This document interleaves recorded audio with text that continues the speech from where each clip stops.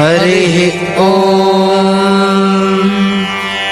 नमामि दूतं रामस्य सुखदं च सुरद्रमम् पीनवृत्तमहाबाहुं सर्वशत्रुनिवारणम् नानारत्नसमायुक्तकुण्डलादिविराजितम् सर्वदाभीष्टदातारं सतां वै दृढमावहे वासिनं चक्रतीर्थस्य दक्षिणस्थगिरौ सदा तुङ्गाम्बोधितरङ्गस्य वातेन परिशोभिते नानादेशगतैः सद्भिः सेव्यमानं नृपोत्तमैः धूपदीपादिनैवेद्यैः पञ्चकाद्यैः स्वशक्तितः भजामि श्रीहनुमन्त